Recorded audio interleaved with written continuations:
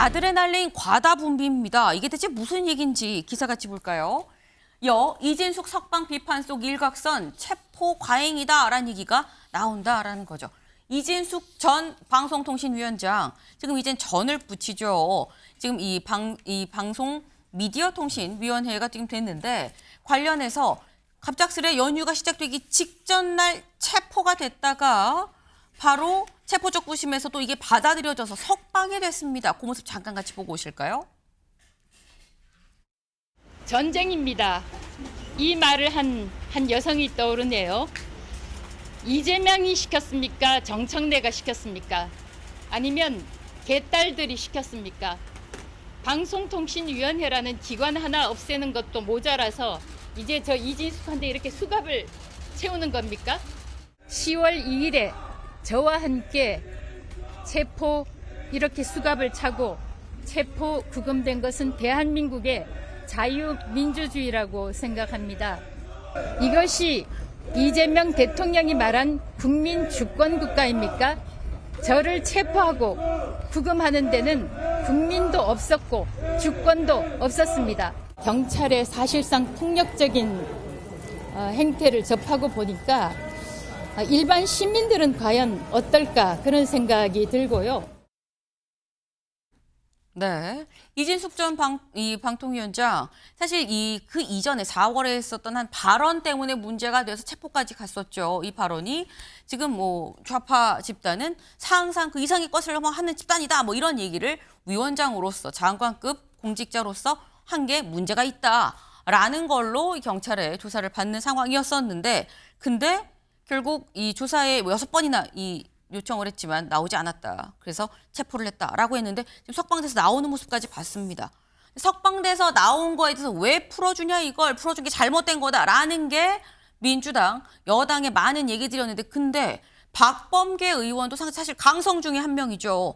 박범계 의원이 SNS에 이런 글을 올렸어요. 판사 출신인데 이진숙과 그의 동료들, 국힘이 어찌 반응할 것인지 조금도 예상하지 못했다면 이것은 경찰의 순진함 혹은 아드레날린 과다 분비에 따른 과잉이다라고 SNS에 글을 올렸습니다. 김성태 의원님. 예. 사실 박범계 의원은 좀 강성으로 분류가 되는데 이번에는 경찰이 순진한 거냐 아니면 아드레날린 과다 분비로 지금 과잉 대응한 거냐라고 굉장히 세게 얘기를 했습니다. 이유가 뭘까요? 이재명 대통령을 만드는 여러 가지 1등 공신 중에 박범계 의원도 초강성으로서 이재명 대통령과 정치적 노선을 함께한 사람이에요. 네. 저 사람마저도 지금 이제 이재명 대통령과 친정집인 민주당 이 당정 관계가 원활치 못하고 있고, 그리고 이제 앞에서도 이야기했습니다마는 정청래 당대표 입장에서는 그러니까 앞에 김민석 총리 그리고 강훈식 비서실장, 오성호 정무수상 이런 사람들이 사실상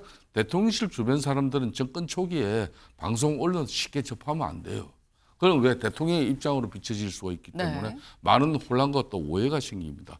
그럼에도 불구하고 이 사람들이 유튜브 내지 방송 계속 나가지 않습니까? 나가는 이유가 뭡니까? 뭔가 친정집인 당에서 내는 메시지가 대통령과 하는 그런 메시지가 지금 맞지 않고 있다는 거죠. 그런 측면에서 박지원 의원이 그런 우려를 갖다 이제 카톡으로 앞으로 당 오역이 하자, 총리 비서실장, 그리고 정무수석, 당대표, 원내대표 이런 사람들이 모여서 앞으로 당정 관계를 잘 조율해야 된다. 그 메시지 주는 거고, 박범계 의원도 이런 겁니다.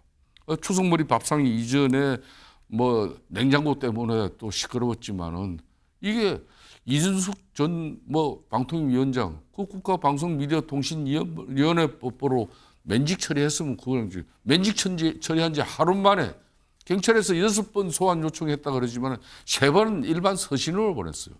또 3번 같은 경우도 다 방통위원장은 이준숙 위원장에서 영등포 경찰서에 불출석 사유서도 제출하고 또 회비까지도 마친 상황이에요. 그럼에도 불구하고 면직 당하자마자 이렇게 체포한 것은 이거는 경찰 조직이 가행 충성한 것이고 앞으로 경찰의 모든 수사권이 다 집중될 건데 그만큼 이 경찰 수사권의 오남용은 앞으로 어떻게 막을 건지, 그러니까 검찰 개혁이 이번 추석머리 밥상에 9월 25일 정청래 당대표의 섣부른 밥은 있지만은 잘 익은 햇살밥은 없었다는 게 바로 여기서 증명이 되는 거죠. 네. 지금 면직이 되자마자 체포가 됐는데 지금 상황으로 봐서 결국 풀려나지 않았느냐. 그러니 결국 경찰이 대응 과잉 체포했다고밖에 볼 수 없다라고 지금 말씀하셨는데 경찰의 입장은 이렇습니다. 아까 저 얘기 중에 나왔죠. 6번이나 불렀는데 본인이 안 왔어요라고 지금 얘기를 하고 있습니다. 6번 불렀는데 안 왔어요. 그런데 이진숙 전 위원장 쪽에서 뭐라고 얘기하느냐. 아니 9월 27일에 나간다고 했는데 분명히 나가기로 한 날짜가 27일이었는데 그 전에 9일, 12일에 또 출석 요구서를 발송했더라. 난 요건 몰랐는데 내가 요번에 새로 알게 됐어요라고 얘기를 했습니다. 이 얘기를 우리는 어떻게 알았느냐. 이진숙 전 위원장이 또 자신의 SNS에 쫙 길게 또 올렸어요. 뭐 그거 같이 볼까요, 그 내용? 용산 검경 합작이 의심된다. 왜? 아까 요 내용이죠. 27일로 합의했는데 9일이랑 10일 이보다 앞서서 추가 출석 요구서를 따로 발송을 했더라. 이걸 내가 이번에 새로 알게 됐는데 그렇다고 한다면 이건 이 일부러 합작한 거 아니겠느냐. 합의해놓고 이렇게 보낸 거 이건 공권력 장난이다. 내가 이거 안 나갈 거면 왜 경찰 조사 지금까지 4번이나 받았겠느냐. 이건 내가 불응한다는 프레임을 만들려고 한 거 아니냐라는 건데 이 시점에서 서정빈 변호사님. 사실 지금 27일 지금 이진숙 전 위원장 난 억울해라는 거거든요. 27일 합의를 했는데 왜 그보다 앞선 날짜를 따로 또 통보를 한 거야. 난 알지도 못했는데 그게 어떻게 6번으로 카운트가 될 수 있어라는 거예요. 이런 일이 사실 실제로 있습니까? 실무적으로는 많이 보기 힘든 상황이긴 합니다. 이제 통상 피의자에 대해서 출석을 요구할 때 먼저 네. 경찰 측에서 연락을 하고 어느 정도 협의를 시도를 합니다. 그리고 만약 변호인이 선임이 되지 않은 상황에서 이후에 변호인이 선임이 된다. 그러면은 또다시 출석 일정과 관련해서 변호사와 협의를 하고 네. 맞춰진 일정까지를 어쨌든 기다리게 되는데 사실 그 사이에 이렇게 추가적인 그런 출석 요구서를 보냈다라는 것은 통상적인 경우에는 조금 보기 힘든 경우가 아닌가라고 생각이 됩니다. 특히 이제 물론 조금 더 구체적으로 각각 이 출석 요구서에 언제 출석 요구를 했는지 이 시기도 조금 봐야 하긴 하겠지만 뭐 그럼에도 불구하고 협의가 된 상황에서 두 차례나 이렇게 출석 요구를 했다라는 것은 조금 일반적으로는 보기 힘든 상황이 아닌가 이렇게 생각이 됩니다. 네. 지금 말씀은 분명히 27일 날 나가기로 했는데 9일, 10일 이보다 앞선 날짜로 따로 합의한 날짜보다 더 땡겨서 날짜를 이렇게 고지하는 경우는 흔하지는 않은 경우입니다라고 말씀하셨는데 그러다 보니까 최인호 의원님 네. 이거 좀 무리한 거 아니에요라고 지금 야당에서 굉장히 또 세게 반발을 하고 있거든요.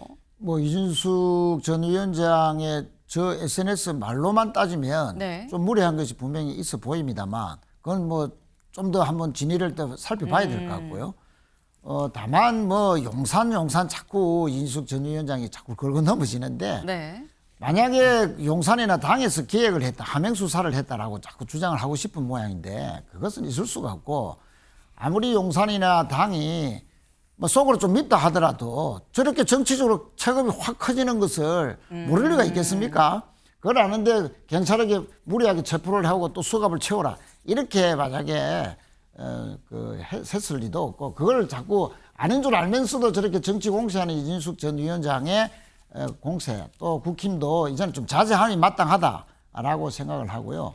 다만 경찰이 6번의 출석 요구를 했다라고 한다면 그 빌드업을 제대로 했어야죠. 그러니까 한 차례 할 때마다 국민들에게 알려주도록 저도 사실은 갑작스러운 체포인 줄 사실은 느낌이 왔거든요. 네. 6번이나 그럼 출석 요구를 보냈어? 네. 아 그렇게 했네. 그러나 그 과정들이 한 번 보낼 때마다 국민들이 알 수 있도록 이준석 전 위원장이 소환 통보에도 불구하고 계속 불응했다라는 명분을 쌓아왔더라면 저런 정도의 반응들이 있을까. 그래서 경찰의 과잉 대응이랄까 또는 그 과정 자체를 제대로 국민들의 입장에서는 밟지 못했던 분명히 그 지적은 받아야 된다 하는 생각을 가집니다. 네. 만약에 국민들이 6번의 소환 시점마다 다 알았다면 아유 4번째도 안 갔어 5번째도 안 갔어 그런 6번째도 안 왔으면 아유 체포될 만하네라고 생각을 했을 텐데 그런 과정이 없었으니까 이런 얘기가 나오는 거 아니겠느냐라고 지금 말씀을 하셨어요. 근데 지금 서울신문 같이 볼까요? 이진숙 일정 합의 후 출석 요구 용산 검경 합작 의심이라고 아까 SNS 글을 썼다라고 말씀을 드렸죠. 근데 관련해서 경찰은 아니면 우리는 할 만하니까 한 거고요. 3차 조사 논의할 겁니다. 아마도 10날쯤, 내일인 거죠. 내일쯤 좀 불러서 조사할 수 있어요라는 얘기가 지금 나오고 있다라는 거죠. 그럼 경찰은 왜 이렇게 빨리 불러서 얘기하고 자꾸 체포하는 것도 지금 불러서 조사를 하려고 하는 건데 왜 그런 거냐라는 건데 경찰의 입장은 공소시효를 또 얘기를 하고 있습니다. 같이 볼까요? 공직선거법 위반 공소시효 만료가 6개월입니다. 그러니까 이거 시간이 없어요. 12월까지 끝내야 돼요. 빨리 조사해야 됩니다. 라고 얘기를 하는데 이진숙 전 위원장 쪽에서 뭐라고 했냐. 6개월이 아니라 10년이거든요. 이거 모르고 한 얘기예요? 아니면 알고도 이런 겁니까? 라는 취지예요. 이게 진실이 뭐냐? 사 변호사님, 진실이 뭡니까? 사실 저도 현재 상황에서는 정확하게 판단하기는 조금 어렵지 않나 생각을 하고 있습니다. 일단 네. 공직선거법상 위반 사건 같은 경우에는 원칙적으로는 해당 선거가 있고 나서 6개월 동안 공소시효가 진행이 됐고 네. 지나가면 사실 기소를 할 수가 없습니다. 그런데 예외적으로 이제 공무원이 직무와 관련해서 혹은 그 지위를 이용해서 공직선거법상 범죄를 저질렀다라고 하면 이 공소시효가 10년까지 연장이 되는 겁니다. 네. 일단 이 부분에 대해서 결국 해석의 여지가 있을 수 있다라고는 생각이 드는데 일단 이진숙 전 방송통신위원장 같은 경우에는 당연히 공무원으로서의 신분이 인정이 되는데 이 문제는 뭐 SNS나 혹은 국회에 나가서 한 그 발언이 과연 그 지위를 이용을 했다라고 할 것인지 혹은 이 직무와 관련성이 있다라고 볼 것인지에 대해서는 분명히 조금 다툼의 여지가 있지 않나라고 생각이 들고 네. 개인적으로는 뭐 현재까지 그 정도 사실만으로는 이런 직무 관련성이라든가 혹은 뭐 그 지위를 이용했다고 보기 조금 어려운 점이 있지 않나라고 생각이 됩니다. 이제 통상적으로 이런 공무원의 선거 범죄와 관련된 문제는 예컨대 그런 조직적인 상황을 이용해서 혹은 부하 직원들이 이용을 해서 네. 이런 선거에 개입하거나 선거 운동을 했을 경우에 처벌이 되는 것이기 때문에 네. 현재까지 상황을 봤을 때는 조금 이 규정이 적용되기에는 어렵지 않나. 또 한편으로는 이제 수사기관 입장에서도 아무래도 보수적으로 공소시효 기간을 계산할 수밖에는 없지 않았을까 이렇게 생각이 됩니다. 지금 말씀은 이게 6개월이 원칙이긴 한데 이게 상황에 따라서 10년으로 되기도 한다. 근데 지금 나온 상황만 갖고는 6개월, 10년으로 딱 무자르듯 보일 수 있는 상황이 아니기 때문에 당연히 경찰 입장에서 보수적으로 일단 6개월 해보고 아니면 10년으로 볼 수 있는 상황 아니겠습니까? 라고 지금 말씀하셨거든요. 김성태 의원님. 그러니까 지금 현재 이숙 전 방통위원장이 지금 현재 공직선거법하고 이제 공직자로서 정치적 중립 의무를 저버렸기 때문에 그래서 이제 경찰은 지금 그런 혐의를 가지고 수사를 하고 있거든요. 그렇기 때문에 지금 이숙 전 방통위원장 같은 경우는 작년 7월 31일 날 방통위원장 임명을 받고 이틀 만에 쉽게 말하면 국회에서 민주당에 의해서 탄핵 소추 의결이 돼버렸어요. 그래서 8월 달부터 이제 일부 보수 유튜브에 가서 방송을 좀 한 네. 것인데 그러면은 작년 12월 3일 윤석열 전 대통령의 비상계엄의 그 오파는 작년 12월 3일이에요. 그리고 올 6월 3일 날 조기 대선이 있었습니다.